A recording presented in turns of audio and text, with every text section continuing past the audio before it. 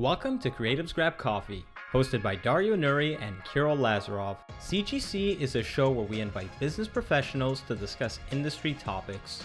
Today we welcome our guest, Dorothy Engelman. Dorothy is the co-founder of Q Media Solutions, a content agency that starts with strategy, pushes creative, and engages with social. We hope you enjoy our discussion, so let us start. How's your week been going? It's been a really crazy week. Exciting, good. I had two scouts on the same day, which, I haven't been on a scout I think I've been on one scout in the last 4 months. So, it was kind of fun just to be on location. Yeah. It's a weird thing with the whole, don't even want to get into the COVID thing. It's just so bizarre. I was at BMO, which is, a huge bank with hundreds of thousands of people normally walking through. And it was just like hardly anyone there. I was on floors. We were the only people there. We were in the main branch, which is open right at the corner of King and Bay. But again, it was just like, you could fire a cannon through the place and not hit anyone. It was pretty crazy. And then I got to go to UHN so I do a lot of work in healthcare, and I got a 2-hour tour of a part of the hospital that I think people never get to see, which is, you go in, you have a surgery, you go out, but there's like 15 people that spend 10 hours cleaning every instrument, disinfecting every instrument, packaging every instrument, and like putting in this special box that then goes to your operating room. And it's a huge amount of work. And you just it's the invisible part, right? Like you just assume, there's a bunch of surgical instruments there and they're all clean and they're disinfected, but they have a process that's like insane to make sure that it's all absolutely bacteria-free, clean, untouched by human hands. It's pretty amazing. Yeah, and I guess the silver lining is that a lot of regular businesses now are also being a lot more cleaner than before. Well, yeah, I think what we realize is the invisible is becoming visible with COVID, right? Like, I find the whole thing a little, anyway, disconcerting, I guess, because I think we've always just assumed that we're going to go into places and get germs. We're going to, go to the office, we're going to catch the cold from somebody else. And, our kid's going to come home from daycare and we're going to catch that, cold or whatever. We've all sort of we've lived with that idea. And this virus has really kind of made it extremely anxiety provoking, I think, for everyone around this idea of transmission. So I wonder, I'm sure, and I hope, because I think young people will be more risky in their behavior, but I wonder if we'll ever be standing on a streetcar, like packed like sardines without having masks on. Like, I just don't know if people have all of a sudden become extremely aware of the transmission of, all the stuff that we're sharing all the time with each other, The rates are going up. So, people, as soon as things get well, people are just going to forget right away based on what we're seeing right now. I hope so. I think it depends on how old people are, right? Like, young people are now making up the majority of the transmission because,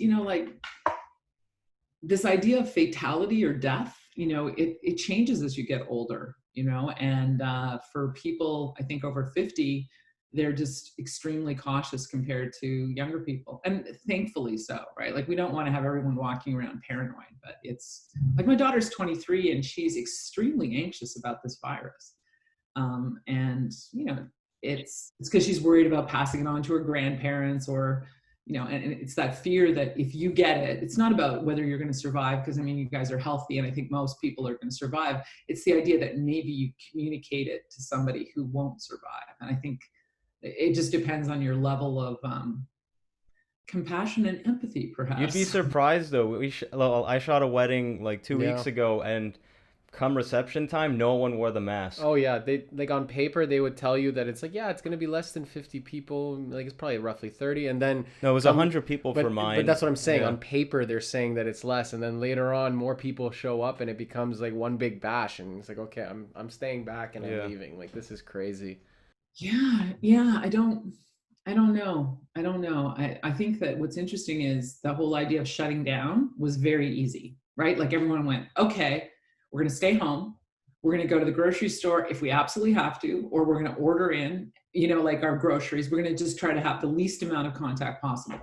But when you talk about opening up is extremely complicated, because I don't know about for you, but every single situation I go into, I have to check what the comfort level is of everybody in the room. And then in my opinion, you have to go and behave the way that the most risk-averse person wants to behave. In other words, if somebody is extremely anxious about this, then everyone has to respect that.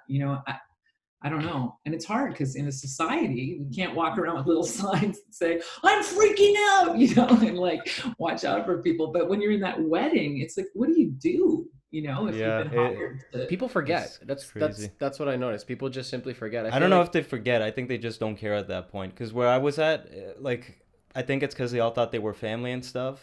They just decided not to wear it. Okay. But you know what? This actually brings up something interesting, because we're recording this episode on September 23rd, and we're seeing there's been a big spike in cases over the past couple of days, and there's talks of a second shutdown, right? So how do you think this second shutdown is going to affect the video production industry? You know what? I don't think there will be a second shutdown. I think that what they've done is they went totally closed, then they opened the doors. And I think all we're going to do is we're going to keep doing this. Because a lot of the regulations that are, on bigger sets, everyone's being tested once a week. Everyone. So they have private nurses on set. People are being tested all the time.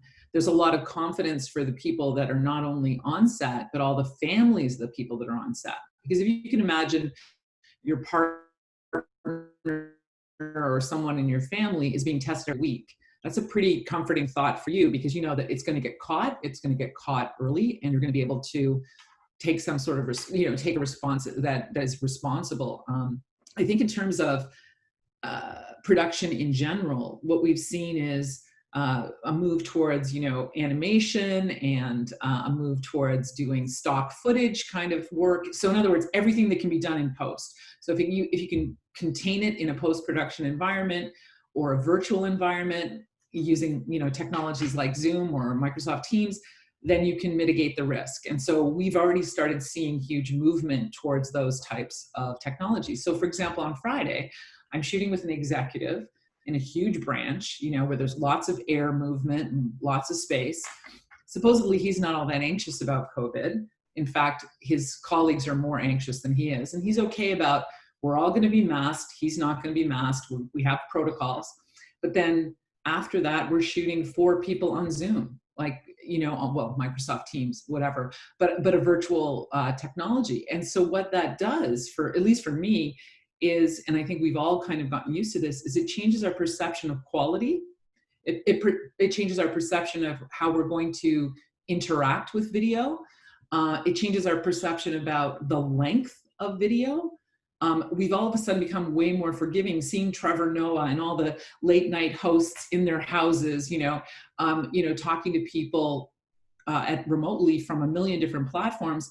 We have, like, in some ways, the artifice of technology has made content just ubiquitous, right? So it's like this experience that we're having right now is the same experience as someone's having watching us. Whereas we used to intermediate, like this is the disintermediation of technology, because we used to edit, carefully light, carefully sculpt the sound. We did all of this work in post-production. And now there's sort of like an assumption that, well, we just need to get a shitload of content out there. How can we do it? We can't film people. We have all kinds of restrictions. So people are just kind of like innovating around it.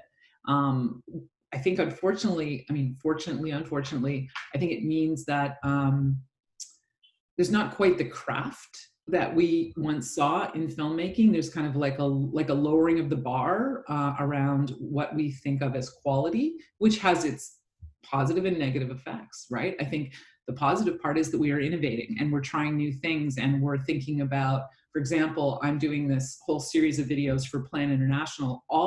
It's all going to be done on Zoom. And I said, this is going to be a very difficult thing to make engaging, to make it emotional, because it used to be that young women would go into large corporations and they would become the CEO for the day. So they would go to all these meetings, they would go to events, they'd be involved in all kinds of activities. Now they're going to be in their bedroom being the CEO for the day via Zoom. And how do we communicate the emotional reaction of this young woman who's getting this opportunity? So I'm thinking about, how we can package it, how we can use text on screen to create some emotional connection, getting them to do some filming of their own. I mean, having to navigate this space is, I think, like anything, when there's a hurdle in front of us, we try to get over it. And I think we're in the middle of we're sort of halfway over the hurdle. We're trying to figure out how to negotiate and navigate this new normal. How do you think that's affecting companies like yours and ours? The fact that the quality of the content has taken a drastic step back since a lot of people are doing content creation through Zoom now.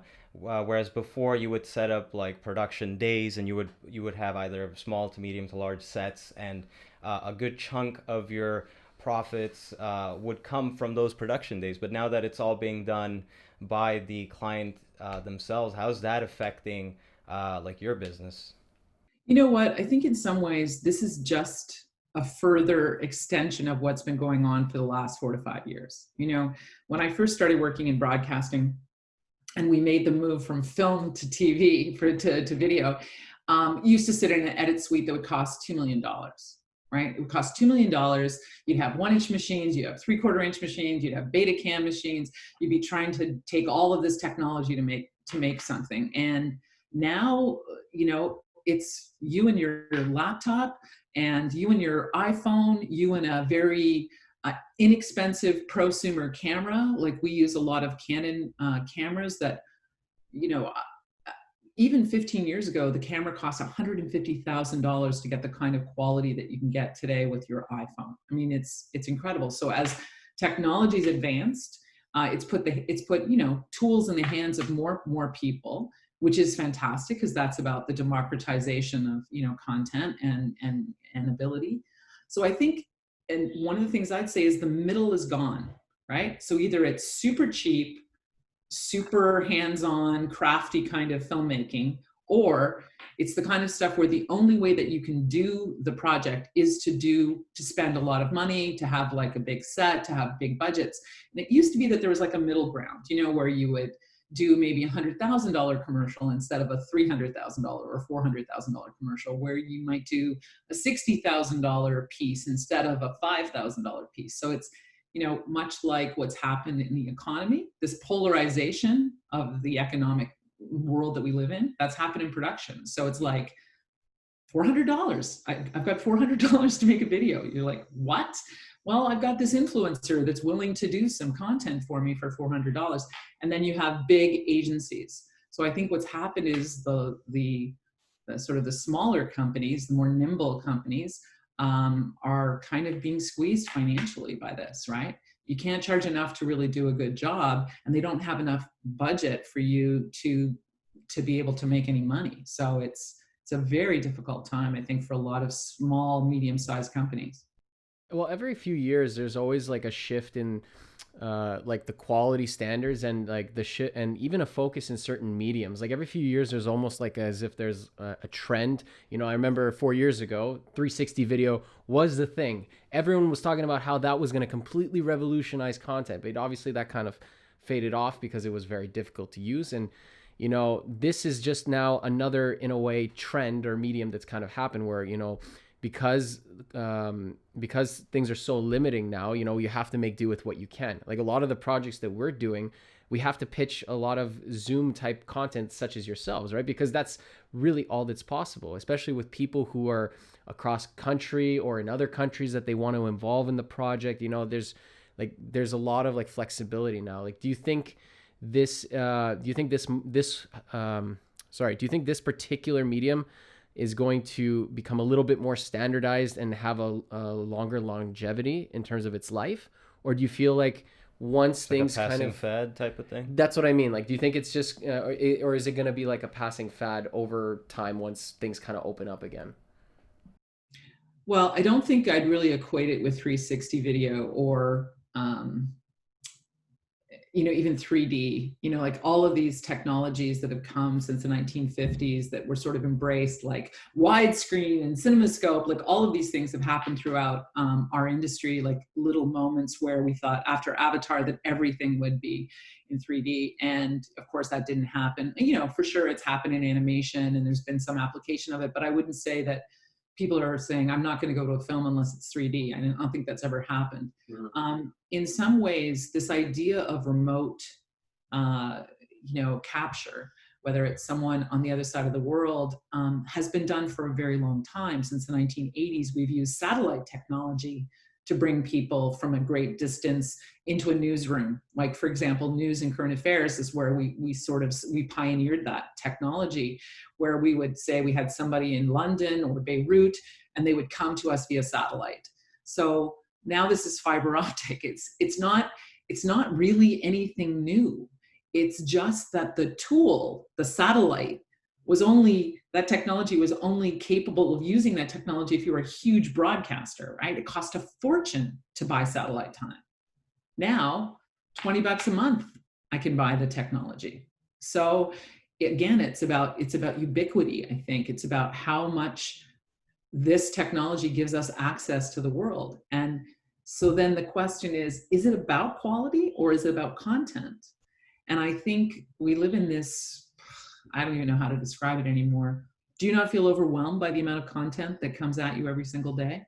Yeah, there's so much. Like a lot of times, this is why a lot of times you just stop using social media for the whole day. Like, let's say you're on Instagram a lot. After a while, you're like, I think I've had enough. Especially if they start pumping way too many ads in there. You're like, okay, that's it. Yeah, they're really pushing it, especially nowadays. And the one interesting thing you mentioned was how a lot of, for example, talk show hosts have like switched formats and are now doing things from home. One thing I noticed was that a lot of their quality was so low from switching, on their big broadcast sets to, in their homes. They really have something very basic. Do you think these types of influential people will have to compete with like the more established kind of YouTube content creators? Because those are people that have established themselves on the platform for many years now, and they're different though, right? They're different, but it's and those guys come and go. Like, but I don't know actually, because there's like there's new influencers every day, right? And somehow these people have like millions of views. Like, have you ever gone on the YouTube trends section? You're like, who are these people? It's like some of them have like 40 million subscribers. That's what I'm saying. I think what we have is like a whole bunch of different things working here. So there is an idea, at least from my perspective, that yes, anyone can make content, great. And there was a very famous social media guy that wrote "Social media is bullshit." And he wrote this in response to the idea that corporations thought, and this is like really only 15 years ago, and not-for-profits thought, oh, this is all free, therefore we can produce content for nothing, right? Now, yes, the price of production has gone way down, but what is still an extremely expensive thing is to push out and distribute and get your content in front of eyeballs. So that's digital marketing, that's digital buys, that's all those kinds of things that more traditional broadcasters have the bandwidth, and they also have the distribution channels to be able to push content out. But if you're sitting in here, like you guys, you don't necessarily have that platform. So if, for example, your piece was all of a sudden picked up by Vice, you've got an audience. All of a sudden, you're going to be in front of all those eyeballs. On YouTube, I think that's become kind of its own ecosystem over the years, where there's people who just sit and watch these YouTubers. And I mean, one of the things I think we all would have said 10 years ago about YouTubers was, oh, it's such bad quality, it's horrible. But you know what? The people that are watching that, they're not watching it for quality. They're watching it for, I don't know, like the engagement with the personality, right? It's something about that person or the content that person's talking about that they find engaging. And I've grown up in a different environment. So in terms of the shooting quality, though, it's actually not bad. Even the way they edit it, it's done in such a way. I watched a couple of the videos on the trend section, and it's done in such a way where there's no long shots. Like, it's cut so that you barely lose attention. It's really interesting the way they've done it. Very fast paced. Like it used, like, we take so much time making sure that when we do interviews, we try to let people kind of have a conversation. We try not to chop it up too much. Whereas you look at some of the YouTube content, they straight up one camera setup, they just chop And it's every not second. It's not a short video. They'll be like 20-minute videos at a time. Yeah, and so it's like, that they've done multiple takes, but they don't care about doing the whole thing over and over, But so it works. It works. You watch it and you're like, it works. Like, I'm still watching it. 5 minutes later, I know it's garbage. It's like, you know what it is? It's like a new form of reality TV. In a way. Which is, yeah, that's what it is. No, exactly. That's exactly what it is. I think it's kind of this idea of dropping in on someone's life. It's very voyeuristic, right? It's very voyeuristic. And part of the reason I think there's an appeal there is because if you think about it, TV traditionally and all the streaming channels traditionally show kind of these perfect people, perfect worlds, right? And the thing about a YouTuber is they could be someone from a small town with a very particular education, a particular experience of the world that's not generally reflected in mainstream media. And so because of algorithms, people who are like-minded are finding that content and feeling less alone, feeling less sort of disconnected from the content that's pushed out in traditional media. Because if you think about it, traditional media reflects a white, privileged, educated class, pretty much. And there's a lot of people, and we see this in the United States specifically with how disenfranchised people are politically, they just don't feel like their stories are being told. And so if you're a British BIPOC trans person, and you have literally been tormented most of your life and felt really like an outsider, all of a sudden, if you have an expression that's, artistic in some way, people who are like-minded, people who've gone through the same thing that you've gone through are going to find you, and then you find community. And so a lot of these things are in some ways good forms of social cohesion. But on the other hand, what we've done is created all these tribes, right? People, like, we don't have like a common, it doesn't feel like we have common community or values anymore, because the traditional media, when it was 3 channels, like back when I was growing up, that was it. Those were your only choices. There was no other choice. Now there is so much choice. And I think that also leads to a lot of the confusion that young people have, which is why they turn to these YouTubers, because they're looking for a reflection of themselves. They're looking for an answer to what should I do next? How can I live my life? They're looking for role models. They're looking for people that are sharing their values or their experience. And that's not really the way mainstream media works. The crazy thing is that, because we all have like these certain personalities and the certain kind of content that we all watch, in a way, we're all kind of creating our own view of the world that we think is almost the standard, right? As you mentioned before, everyone was watching the same stuff, so people were talking about the same type of content. But Dario watches different type of content on YouTube. I watch different type of content. You do as well. We have 3 very different perspectives on the world just based on the content that we consume. And the more we consume it, the more that same content is pushed to us through all the algorithms. It's like we all have our own tailored perspective of the world. Do you think marketers, though, can take advantage of that? Because, I mean, sure, you have all these influencers.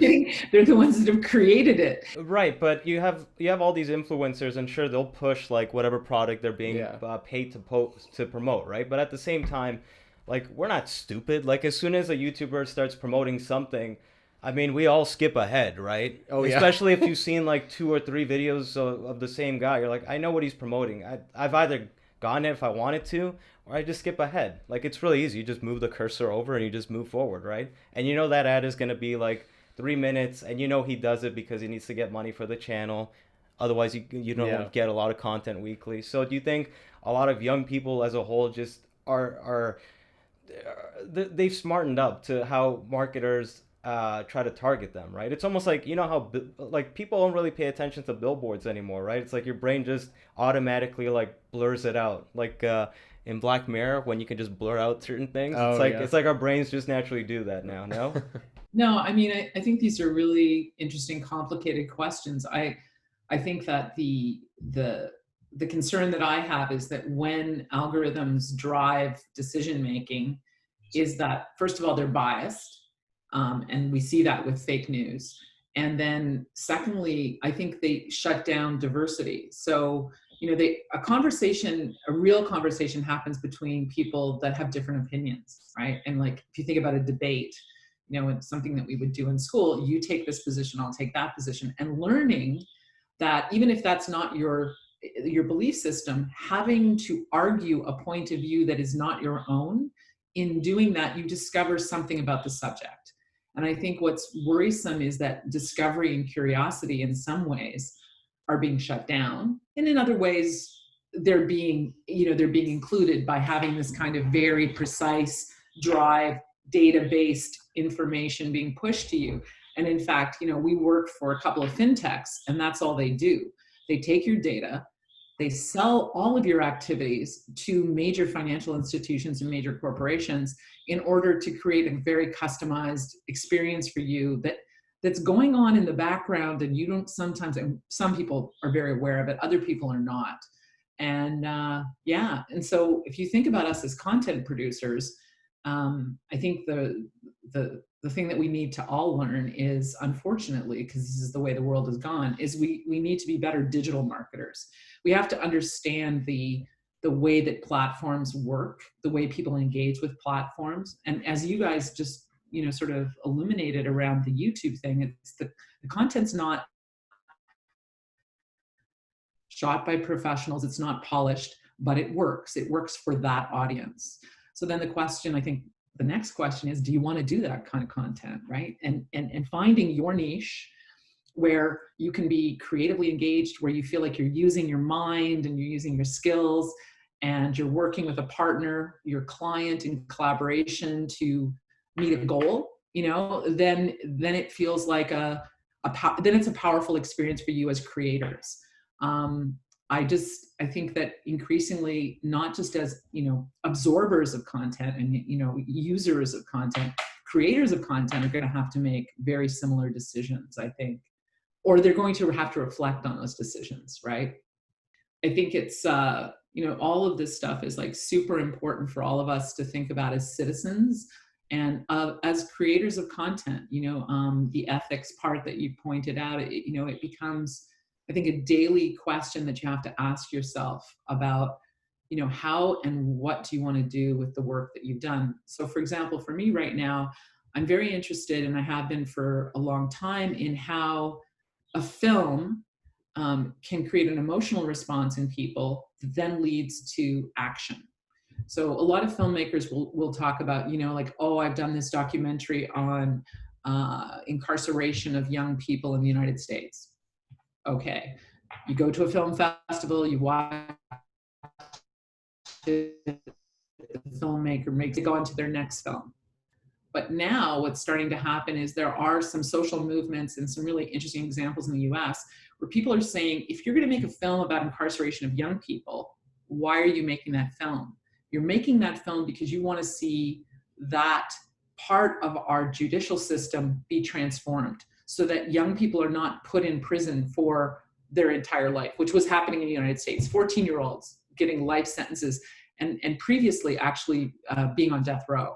And so what you do is you decide as a filmmaker that you have a passion for social change or for an issue, whether it's the environment or whatever. And then you look at partners that you can work with and distribution models and screening models and social change models to engage, to make change, not just to talk about an issue or to reveal a story, but to move the agenda forward. And I think that's the power of filmmaking, is that it's not the thing that's going to change anything, but it's the thing that can change people's hearts, and a little bit their minds. And so when you create an emotional, powerful piece of filmmaking, and I'm not talking about YouTube cuts, I'm talking about real craft filmmaking, you create emotional response in someone. And in that moment that you're creating that emotional response, we have to make sure that we have things there for people to do, for them to take action and move forward and find a way to engage with that content. And I think engagement,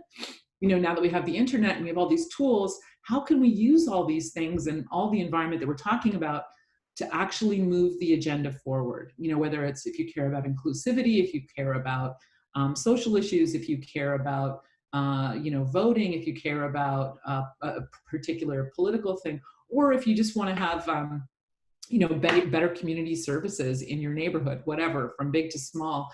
I think filmmaking and storytelling in partnership with other engagement tools can actually make social change. And that's sort of the thing that I think more creators need to be talking about, instead of it just being about, oh, I made this beautiful film, won a few awards, and on I go to my next film. And aren't I so important because I did this really, great documentary about something that's important? I think it's like, well, if it's important, let's move the needle. Let's make real change. So I think that's how I see like all this bad stuff that's going on, which I think is got like some really negative things happening, to turn that into something positive. Like use these changes in technology to help move the agenda forward. People are starting to look for the why. Like before it used to be, as you mentioned, we created this great film, it took us X amount of time, like we were really happy with the work. Here it is. We won X amount of awards. People have now like you see a lot of like companies and like directors all saying we're award-winning people who've won numerous awards for all the ads and projects we've done. But a lot of people have now started to kind of filter out like what the awards are and versus the why. And as you mentioned, like if you want to promote a very impactful type film or project, you need to have a very strong message behind it. And I think that's how people even consume all types of content nowadays. People are always looking for the why. Why are you making this, right? If you can't figure out the why, then why would they listen to you, right? If you don't know the why, then how would they know the why? I think one of the examples I would give you is that I talk to a lot of my clients about, why are you making a video? Like, maybe video is not the right engagement tool here. And if you are going to make a video and we're going to spend $25,000, $40,000, $60,000 on it, I want to make sure that 20% of our budget is on engagement. In other words, let's make sure people see it. Let's make sure that people have a way to engage with it. And let's make sure that that then helps to move the needle forward. So, for example, we were doing a campaign on esophageal cancer with UHN. And for sure, there's an awareness that has to be raised that this is a cancer that's killing more than other people, more than prostate cancer in men, for example. But what we really need is people to go get a checkup. We need people to go get a checkup. So how do we make that happen? So, build a tool like in your online platform that has some sort of like connection to an institution that you can track and check, so that you can actually get people to like fill out a little questionnaire or something that then says, hey, you're kind of at high risk, or maybe it's a loved one, they're high risk. This whole idea of awareness building, or if you think about it, if it's retail, you want people to sell, like you want people to buy the product. That's pretty straightforward. If you're selling beer, you want more beer to be sold.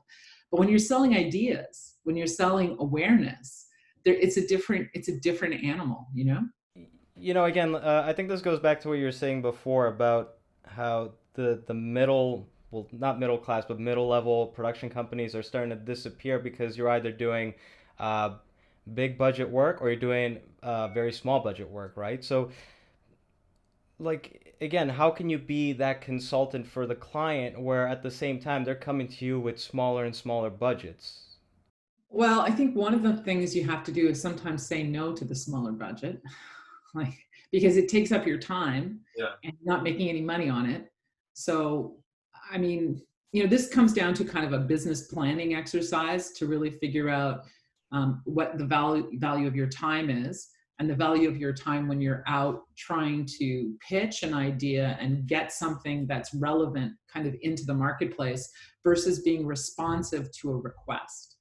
So if you're being responsive to a request, the great part of that is they know they need the video. They probably have a shoot day already organized. They're like, oh, we want to film this at this time and we need it for this date. So that's a very finite project. And you can think of that as like, I don't know, your meat and potatoes, right? Like that stuff is like, okay, we don't have to think about that. But strategically, as a small to medium-sized business, I think what you want to look at is the idea of co-creation and collaboration. And I don't mean that that's like working for an agency. I mean, think of your client as a partner. Help them understand their goals and why communication and content is important for them. Get them to need you and to rely on your advice, and convince them, and this is the harder part, that you need a bigger plan, that the video is a tactical piece. It's not strategy. And this is where the agencies end up making all their money, right? Is most of it is they do focus group work, they do research, they do all of this work providing strategy. So I think for medium-sized companies, in order to survive, is that you have to have value added beyond production. You know, otherwise you're just that your profit margins are just going to keep getting snapped away. So you have to figure out what is your, you know, secret sauce. What's the thing that you do beyond the creation of the content? It's the how it can move the needle, how it can help sell more products, how it can help an organization grow, you know, if it's internal communication, whatever. But try to get your client thinking more broadly about how that piece fits into the strategy of what they're doing. And when that happens, that's when you can suggest, well, you know, it would be great if we did a series, if we put it on a platform, if we thought of a campaign. So it's kind of moving from that idea of a video to a campaign, and that campaign has strategic kind of value. So in the old-fashioned world, you call it upselling. I don't, that's not the way I perceive it. I think it's that you have skills and you have expertise, and what you want to do is you want to try to have your client pay for that, not just for the fact that you can point a camera, cut something and put it together, but that you bring like something beyond that, just straight creation. And it's, you know, it's thoughtfulness, it's research, it's background, it's strategy, it's understanding the marketplace. And I don't know, I guess that's my suggestion. Yeah, it seems like there's been a natural evolution of video production companies in the last maybe 10 to 15 years where, I mean, you probably know this a lot better since you've been in it for longer, but it seems that in the past, as a video production company, you would just be hired out to do the production, right? So your pre-production would essentially just be planning out the production aspect, yeah, right? And like, so you'd be working with either direct clients or most likely ad agencies, and you just go in, shoot. But nowadays it seems that we're doing a lot more. We're almost thinking like a marketing or ad agency, right? So we're becoming video consultants in a way, right? So we're talking to a client and saying, what are your long-term plans with this? Why do you even want to do video in the first place, right? It's just interesting to see. So do you think that going forward, video production companies are going to end up becoming this hybrid of both a marketing / ad agency and video production company? I don't know. I think the challenge on the video side is that as you get older and as you get more experienced, you really need to charge more money. The problem is the budgets are small. So you're going to keep losing ground against, you know, people that are willing to do it more cheaply. Yeah. On the consulting side, we started putting some numbers against that, you know, and it's challenging, obviously, because it has a lot to do with the perception that your client has of you. And I think you just say, it could be that you could talk about, say, scope and strategy as your first phase, and that you charge, say, $3,000 or $5,000 for that, regardless of what the cost is. Or maybe you suggest going on a retainer with your client. And these are with clients that you have good relationships with, of just saying, you know what, we're going to be there for you to do the production, but since we have a really good sense of your surround, of like what you're doing, what we would like to do is to be able to be there for you always at the other end of the phone, to talk about things. And to do that, we would want to get you to pay us X amount of dollars per month and have a conversation about whether that makes sense. Because that means that whenever they have a challenge, they can pick up the phone and call you, which also means they're going to pick up the phone and call you because they're paying you. So, I mean, that might be a strategy. I also think that video production companies are going to die unless they become digital marketing companies. That's kind of my, I just, you know what, like I was in the beginning of the digital kind of revolution in 94, and over the time I've been engaged in digital activities, but I never really took my company and turned it into a digital marketing company, or built a division of my agency that did that. And I tried in 2014, and for some, like a bunch of reasons, it didn't quite work out. Wasn't a good fit with the person that we got to, that we hired.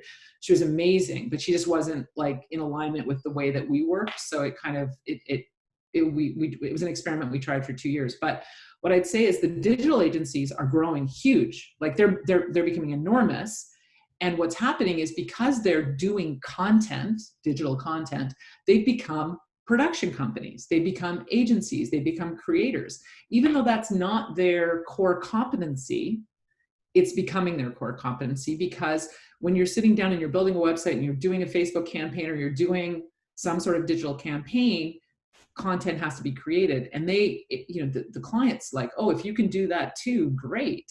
So what they're going to ask you to do as video companies is, well, can you also do the digital strategy? Can you do the digital marketing for me?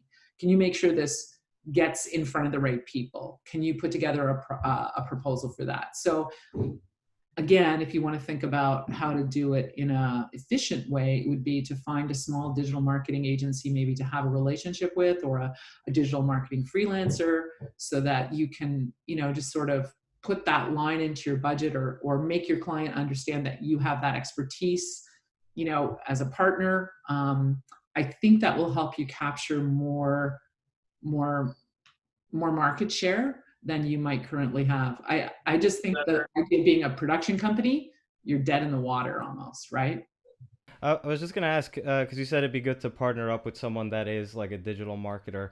Do you think it might be better to have like a roster of agencies that you could just collaborate with? Like, I'm just wondering what would be the best way to go about it, whether you have like a roster or you just have one person, right? I've tried both. I've tried young freelancers. I've tried bigger agencies that I have really good relationships with. And it's difficult because really everybody wants to own the project. That's what kind of happens. And if you can be the person that is controlling the purse strings, and what I mean by that is, you know, that you're getting a good amount of money where you can hire a digital marketing agency, then you RFP it out. Like you can say, RFQ it out and say, I'm doing this project. I need this to be done on the digital side. Give me a price, send it out to 3 people. Just like people are asking you for quotes, ask them for quotes. And you're holding the purse strings. And I think you have to hold the purse strings in this case, because I think it gets really complicated otherwise. The other thing is you can kind of get eaten by the agencies, right? Because the good ones are big now, right? And the people that are freelancing, I think it's just about finding that right person. You know, it's about looking for someone who maybe on their own and has kind of an entrepreneurial sort of mindset. I think that would be good. But how do you even figure that out? Because like, how do you, like, again, we're video production people, right? We don't really know the digital marketing side of things. So how would we even go about like maybe choosing a freelancer of that sort, right? Like that knows that side of the business and knows how to kind of help quote. And were there some things you were looking for in particular? You're like, okay, I need to see if these numbers, like, how do you even like, how are you able to tell like the numbers they're giving you are good? Yeah, I mean, it's sort of like when you present sort of what you're doing on video and say that you want to turn it into a campaign, and you say to the digital marketer, like, I'll give you a day's pay for you to write me a proposal for what, like a pitch, basically, that you can then pitch to your client. So you're going to make a small investment, maybe with a freelancer, and just say, hey, listen, if we get this job, I'm going to hire you, but I'm going to respect the fact that you have expertise, and your expertise will help me win business. And I've done that before, and that has been somewhat successful. I don't think there's any rules about any of these things, but, and forgive me if I'm being, you know, direct, but I think you guys have to educate yourselves on digital. Like, you really need to, or you're gonna you're going to end up behind the eight ball. Because whether that's talking to a digital agency or talking to a freelancer, being able to discern the bullshit factor, which, believe me, there's a lot of that. Yeah. And there's great courses on digital marketing that are available online. Things like getting your Google Ads certification is like an online process. There's all these basic things, and it's challenging because, at least for me, you want to be really good at what you do. And I'm sure you guys you're thinking, this is what we do. I don't want to all of a sudden become bad at something else and, reach out. So I think it's kind of an in-between. Educate yourself, maybe take some courses, do some online stuff, and also just start looking around for young digital marketers. I think through LinkedIn, you can find some stuff, through that Facebook video production page that I sometimes use. I think there's a lot of young people that are out there that have got some like DMZ experience, like from Ryerson, people that have worked in startups. DMZ is one of our clients, actually. Yeah, well, there you go. You should talk to them. You should talk to them about some of their students. And in fact, I'm going to send you guys a link. I got a request. They're looking for companies. There's a new program that's kind of like a business creative services degree out of Ryerson.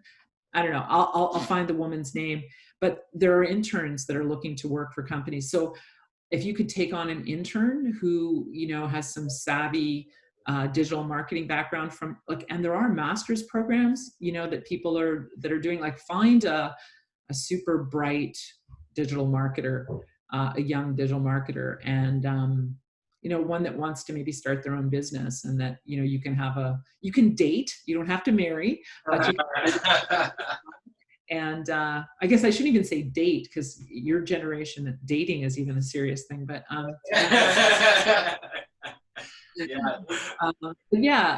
think that it's interesting. And then on the converse side, and this is maybe even kind of a little outside the box, but there are also some older people that have a lot of experience that have lost their jobs during COVID, and who are looking around for opportunities. And generally, people with a lot of experience, even if they're a bit older, if they're really in the digital space, they're going to find work just because it's such a hot area for recruitment. But maybe it's finding someone who's a little bit older, who has just left an agency, or has got a lot of experience, but they've decided to, make a transition in their career, and maybe they'd like to help you guys build out something. I mean, a lot of this has to be driven by you guys knowing what you want, and I'm just giving you some suggestions. No, they're good, and this is something we've been trying to figure out these past 2 months, is what's the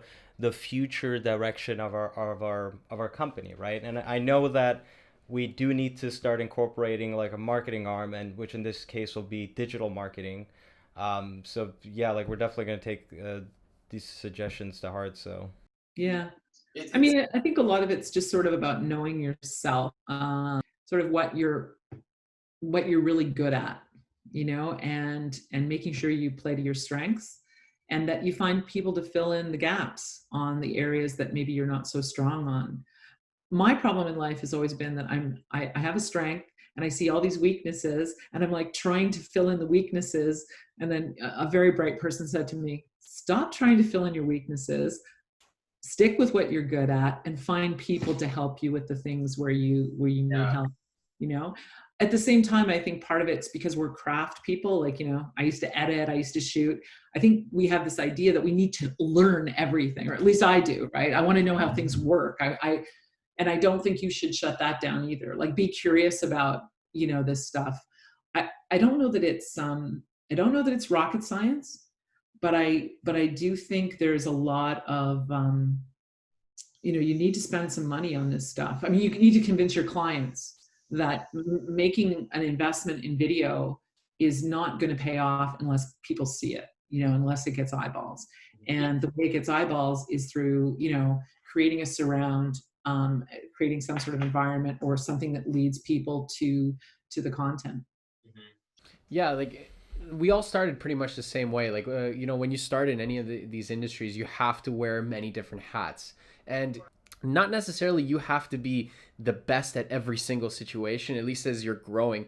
Be very good at a few certain skills, be knowledgeable about the other ones, as you mentioned, right? Like, for example, Dario and I, one of our, as you pointed out, is that we're not as experienced in the digital side and the marketing side of things for content.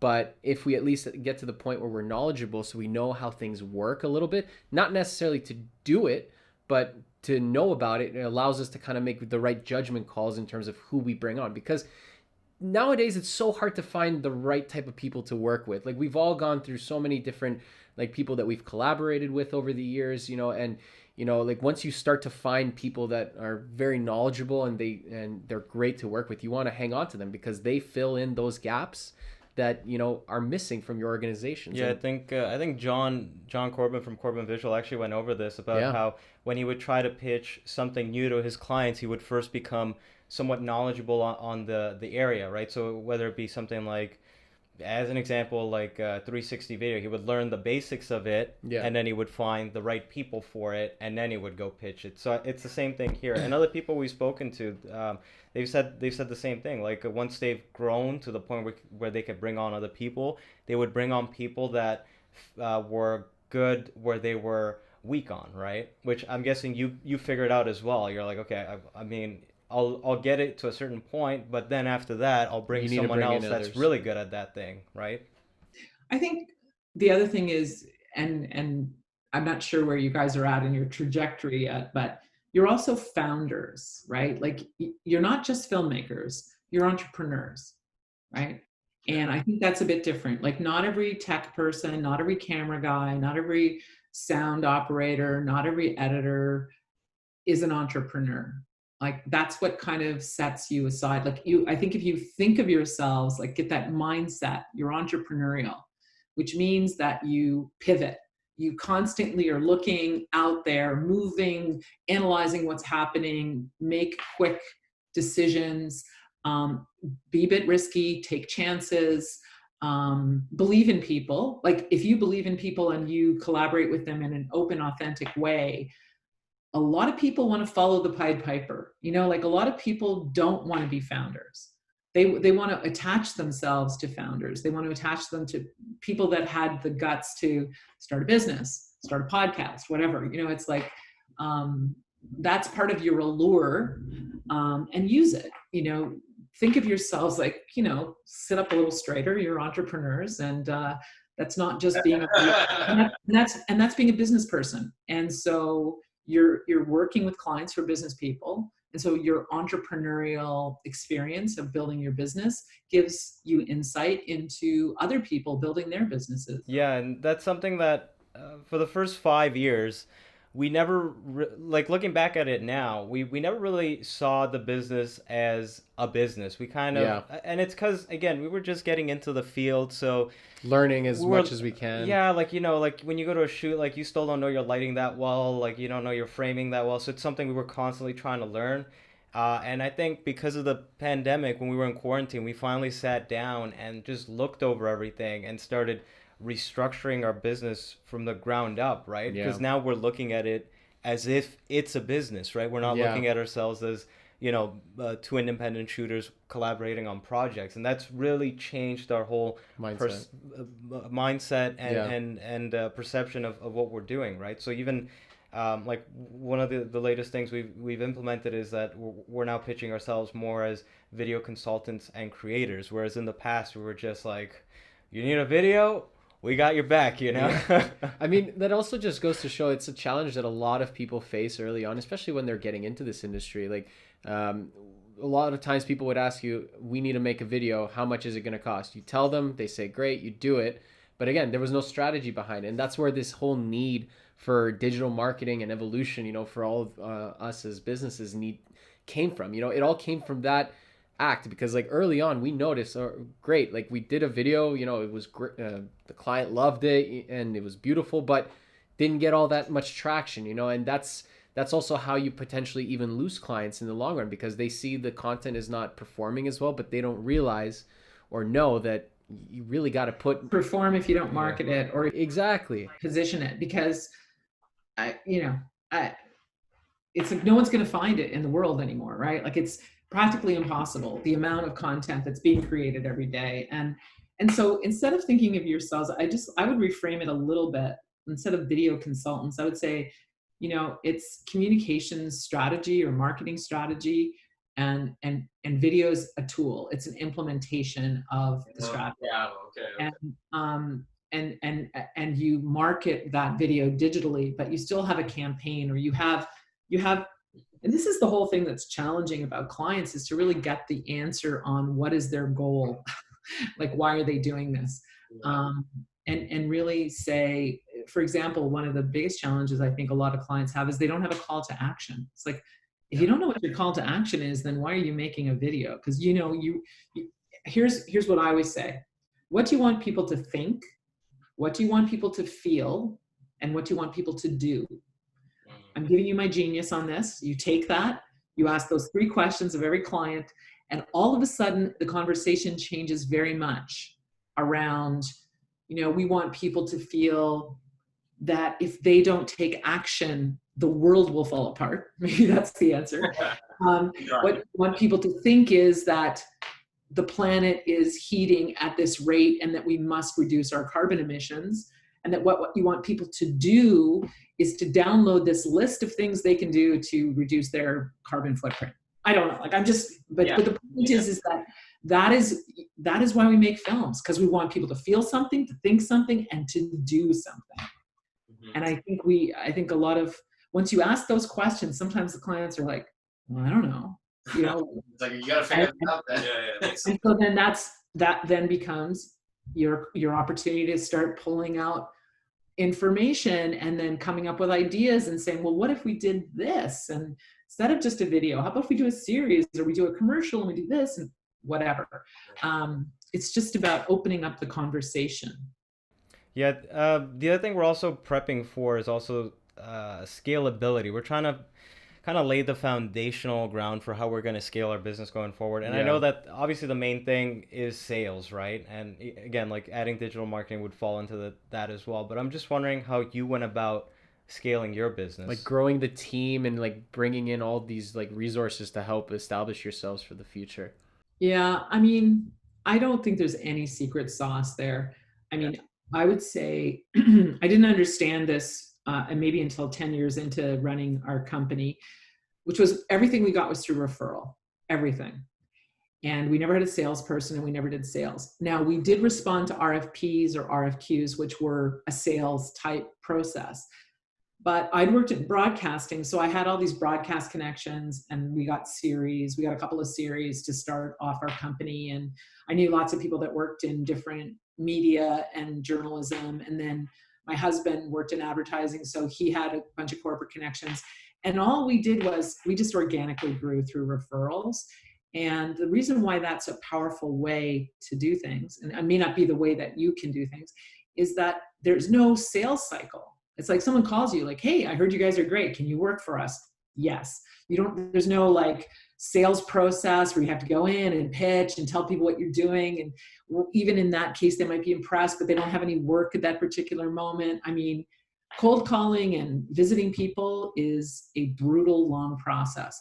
Doesn't mean you shouldn't start it, but just know that it could take up to 18 months for those things to start, to see results. Yeah, to see results. I think it can take that long.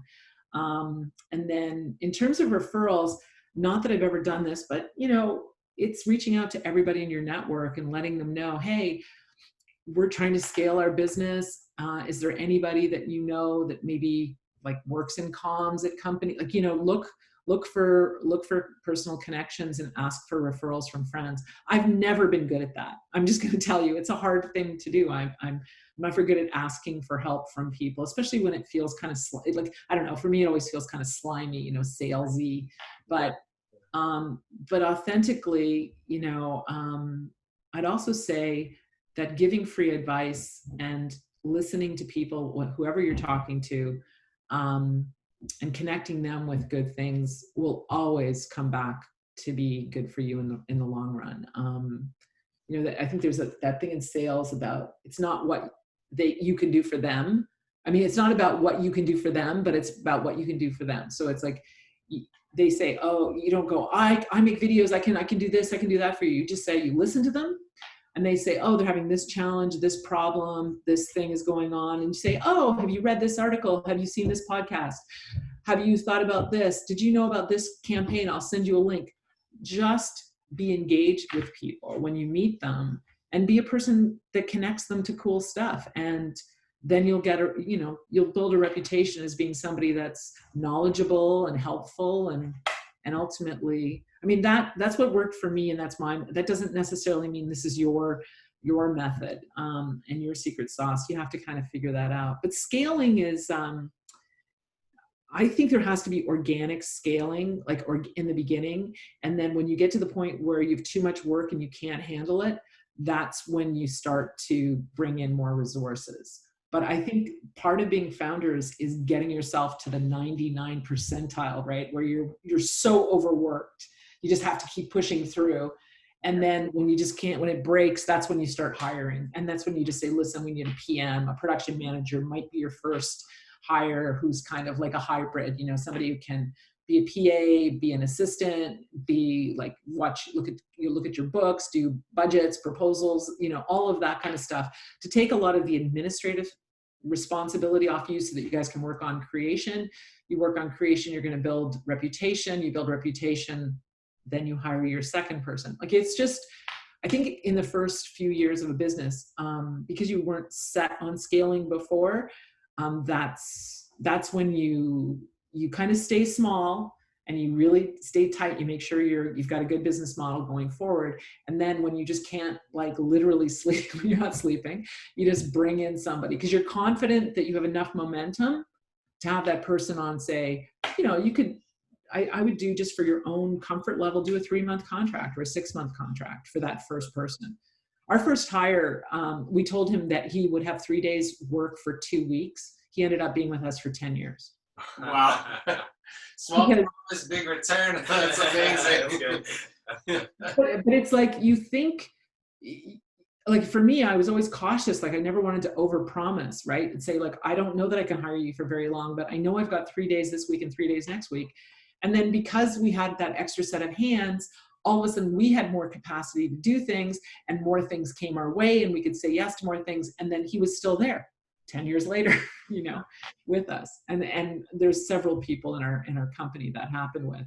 I'm always afraid to say, I'm going to hire you full time, but it always ended up, that's kind of what happened. So as you said, it happened organically. You can never really force it, like, you shouldn't be taking on full-time people and be responsible for them when there isn't that need. If there is no need for it, don't force yourself into it, because then you're going to back yourself in a corner and you're going to back them in a corner. Well, you can use freelancers nowadays, right? Well, yeah, but like, but I think that the thing is, it's about risk, right? So anytime my company grew, it's because I took a bit of a risk. I kind of like jumped into the abyss and went. We had a $1,000 space that we used to rent on Queen Street East in the front of an old building where it was like $1,500. And we got a series for TVO, and we all of a sudden had like 6 or 7 people working, and it was just kind of like insane, but we didn't have a lot of money. And I went to this beautiful building on Berkeley, and I saw this 2,500 square foot space, which is 3 times the amount of space we had before. Yeah. And my business partner looks at it and he's like, it's $7,000 a month. We can't, like, how can we do that? And I'm like, we have to do that. Like, we just have to, like, our reputation was growing. We had to have people in, we had to have clients in, we had to have more desks for freelancers to come and go. We just needed the space. And we ended up there for, 10 years. And it was like overwhelming to do it in the beginning, but there are moments in your journey as kind of building a company where you kind of have to just take the leap, right? Whether it's hiring somebody, whether it's getting an office, whether it's buying a camera, like all of these decisions, part of it's intuition, part of it's just gutsiness, part of it's that, you look ahead, you've got 30 shooting days. I realize that's not necessarily true right now, but you look ahead, you've got 30 shooting days. You're like, well, rentals are going to cost me $30,000. The camera's going to cost me $25,000. I'm buying the camera. after the next 30 days, I get all the money from the camera rentals, right? Like you just have to kind of do the math and be confident that you're going to continue to do good work and grow. So at the same time, you are kind of being very calculated with those decisions, no? I think you have to ask yourself if you feel like you're intuitively decisions that you've made from a business perspective have been, like, if you trust your instincts, right? I trust my instincts, and I know that I've failed and I've made some bad choices, but if I think about it in the grand scheme of things, I don't think I've made bad choices more than maybe 5% of the time, right? Like, when I say bad choices, I'm talking about really bad choices here. Of course, I make bad choices every day, but I'm talking about things that are, significant. Like a wrong hire can be one of those. A mishandling of a client. Like, I only think that I've really, in my whole career, had 2 or 3 moments where I think I just didn't manage a particular job the right way. But, I've done thousands of projects, so I don't, Percentage. I don't want, it's a small percentage. Yeah.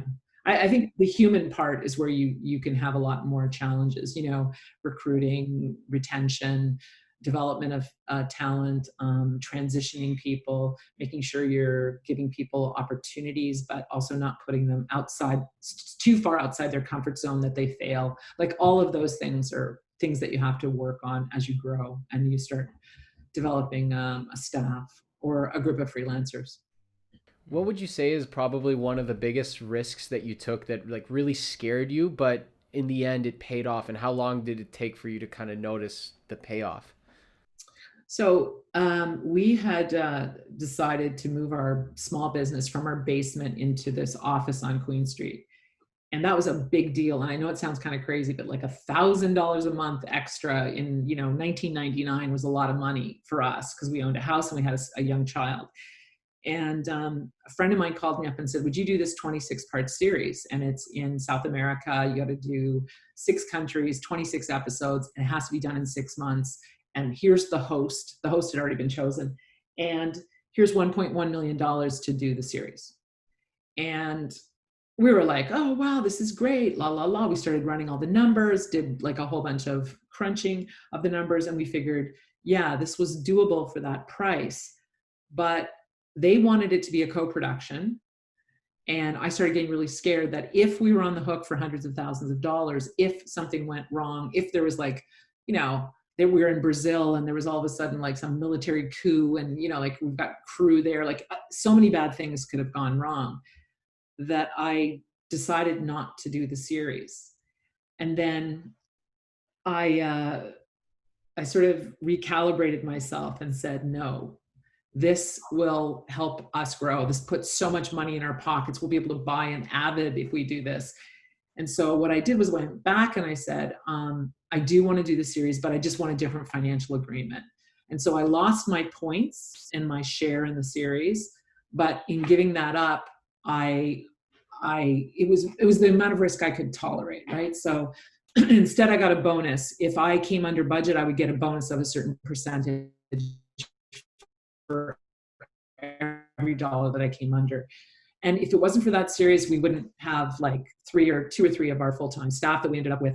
We bought an Avid, drives, like all of these things were part of the sunk costs that were part of the production. And in fact, I had to get an extra office to run the project, and we found an extra office next door. So that was kind of good. And it was scary because the idea of being on the hook for $1.1 million when I'm worried about $1,000 rent. I know, right? Like, but my gut said, don't do this. But I did a gut check and said, you're afraid of this because you're afraid you're going to fail.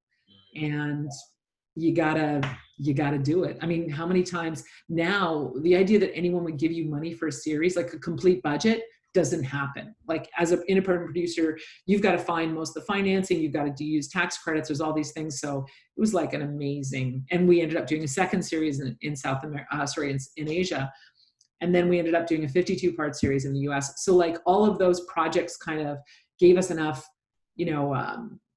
financial stability to be able to do all of these other projects. That actually reminds me, like one thing that we've noticed with a lot of people, with a lot of like business owners that we've talked to, they've said that what pushed them and allowed them to grow and scale is that exactly what you said, is that they got this big contract that kept them busy. And because of that, they were able to kind of scale.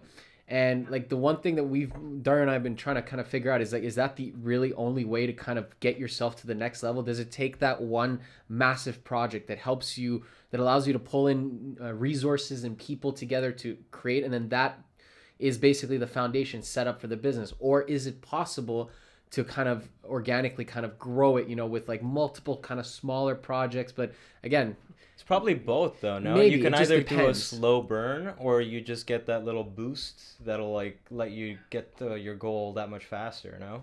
Yeah, I mean, these things are not, like I said, it's alchemy. There's no perfect formula for any of them in terms of how it happens. But I would say that a large contract is an extremely helpful way to grow. But that also probably puts, I don't know, 4 out of 10 businesses out of business, right? Yeah. It's a risky, because they can't handle a big project. They've been small, they got this big project, and then they fail. Like they lose money, it doesn't help them scale. In fact, like maybe the partnership breaks up over it because there's so much stress.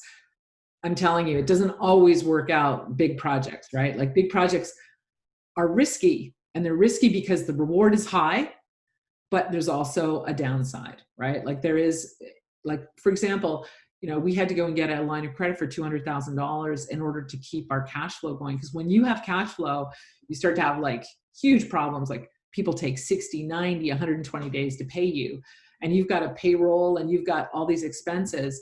And so we put our house up against this line of credit. But I'll tell you, I could never have run my business without a line of credit. Now, other people get investors, they'll get private financing, like people do all kinds of different things to build a business, but you do need capital to scale. You need capital to scale. I mean, we used our 4 credit cards. We had 4 credit cards. We bought our first edit suite with a credit card because the bank wouldn't loan us money.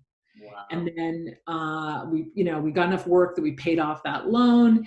And then we luckily had a house that we were able to leverage to get our line of credit. But you have to have some working capital.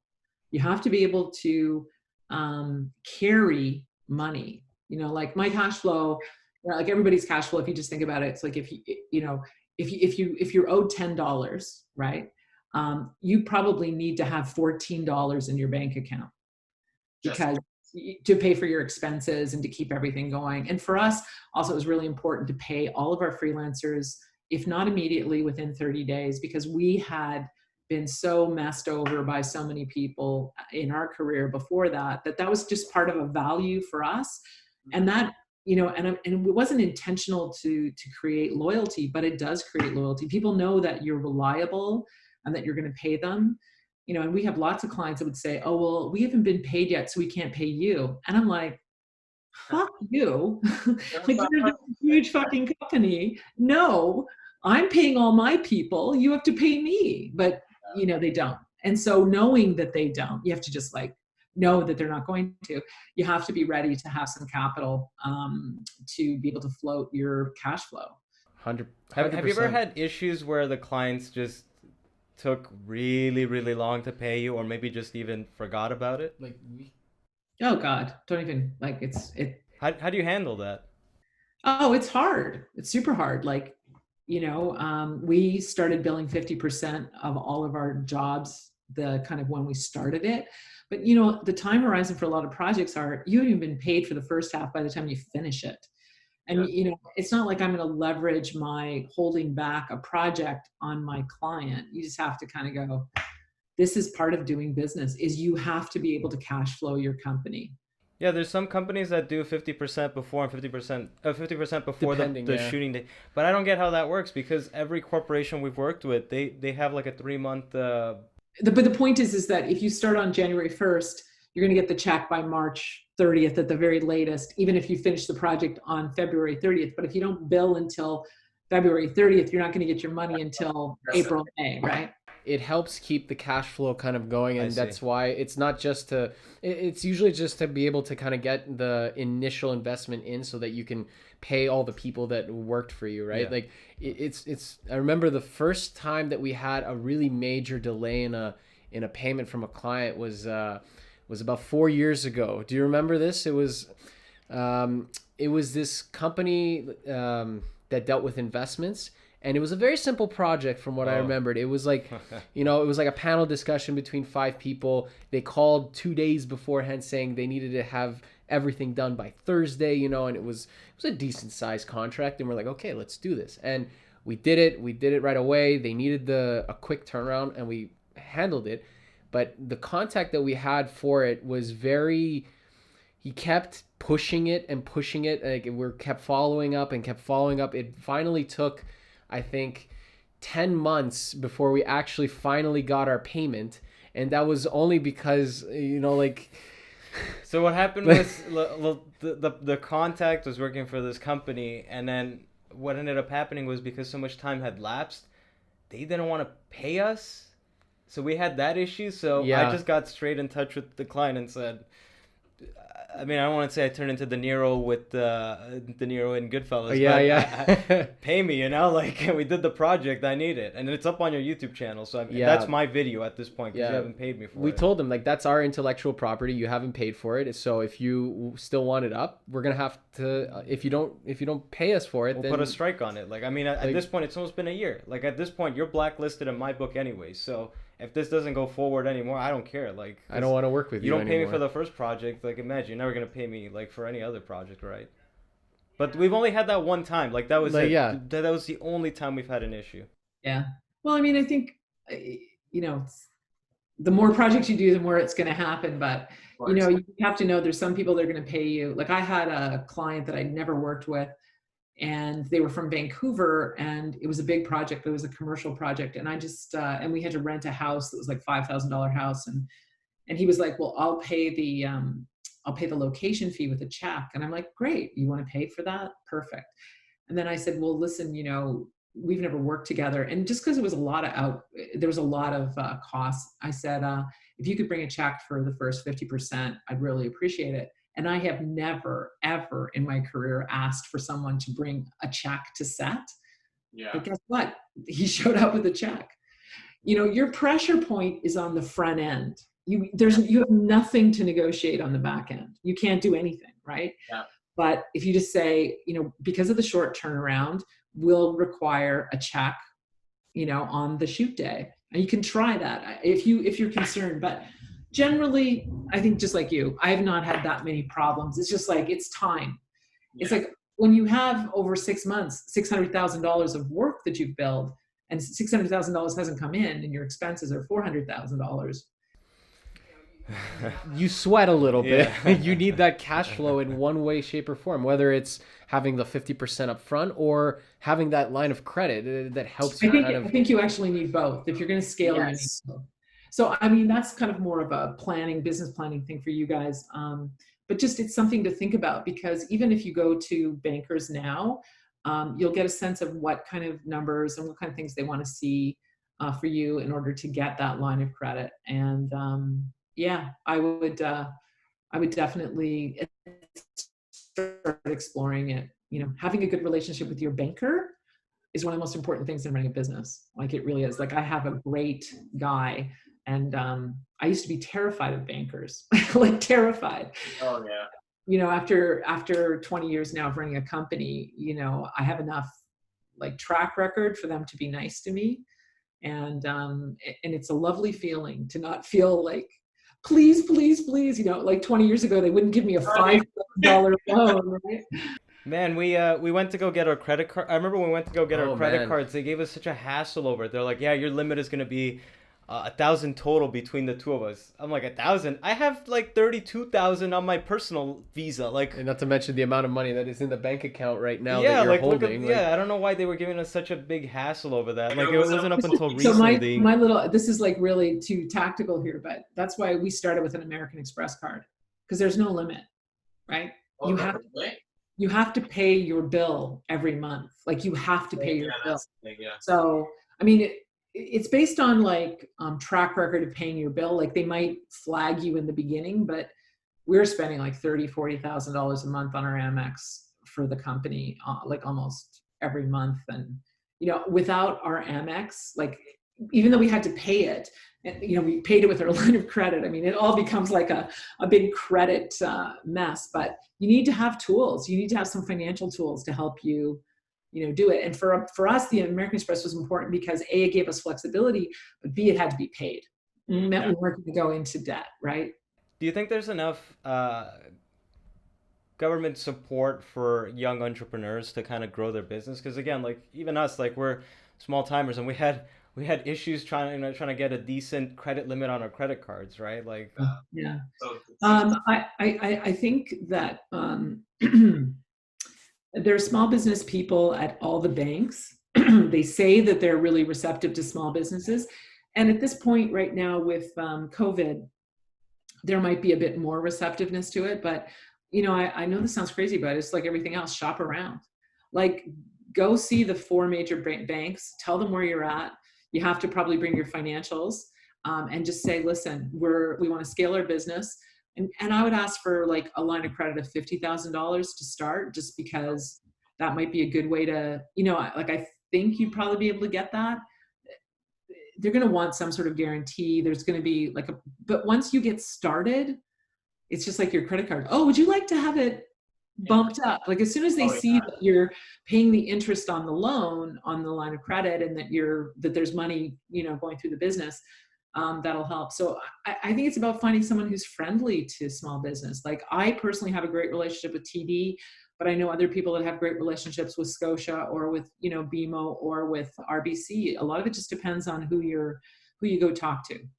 And sometimes like a branch in your neighborhood can be a great way, but there are, I don't think it's a bad thing for you to take a little bit of time right now while you might have some to start greasing the wheels on the financial side with, just so that you have options when you're ready to take them, and it may be, for example, that you can say to somebody, listen, I'd like to put in motion, like to get a line of credit of $50,000, and say, I'm not necessarily ready for it right now, but we think we're going to be ready in the next 6 months. So I'd like to kind of start the process with you. And yeah, that's good. Not a bad idea. I do want to touch back on scalability though. Before the pandemic, because obviously this has put a kink in everyone's plans. Were you just about to grow even further, or was there something holding you back from that?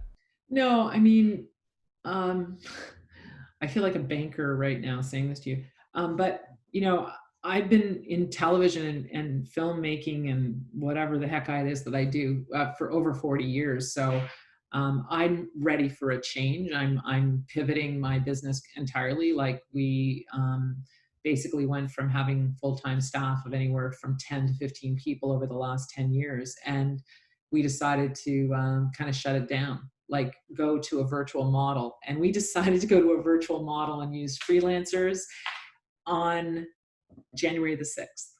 And we gave everybody notice on March.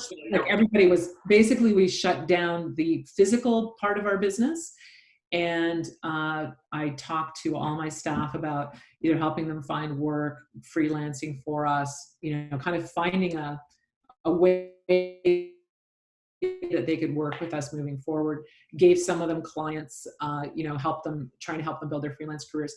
And it was just because we're just ready for something else. Like we've been doing this for 20 years and really we got squeezed. Like over the last 2 years, we just saw that, like the middle was gone. And we didn't successfully move to a digital agency. I mean, we did a lot of digital campaigns and stuff, but people still thought of us as a production company or, an agency, but depended on the client. And we're just getting squeezed for money and, things were drying up. So we just made a decision to kind of completely change our business model. And we're still in the process because of COVID, right? Which is kind of ironic. Everyone thinks, oh my God, you guys were so genius. You decided to go to a virtual model on March 6th. Just in time. Yeah. Well, I saw it coming like 2 years ago that the whole idea of having a lot of overhead wasn't really great for our industry. And again, I don't want to tell you how to build your business, but I do think, keeping your team small and using freelancers is probably, especially for the next 10 years, 5 to 10 years, a really smart thing to do. Unless all of a sudden, you guys find a project or a group of projects that give you the ability to scale. It's funny because in production, in TV production, nobody hires anybody. They're just like partners, 2 partners usually, and they hire everybody on a contract. And when the project is over, everybody leaves. And that's the way television has been produced for a long time. And there are some bigger production companies that have scale where they have like 100 projects, that they're doing over 3 or 4 years. They've got lawyers and accountants and, tax credit people and business affairs people. They created a big infrastructure. But for so many independents, they take on no overhead, none. And so they can be profitable. It's a different business model. I just don't know that for us, if we could have transitioned to maybe 6 or 7 people 2 years ago, I think we would have been fine, and then used freelancers. But it was hard because our whole staff had been with us for a super long time. And, we just had to find a way because it's really hard to say, oh, we're just going to work with you 6, bye-bye to the rest.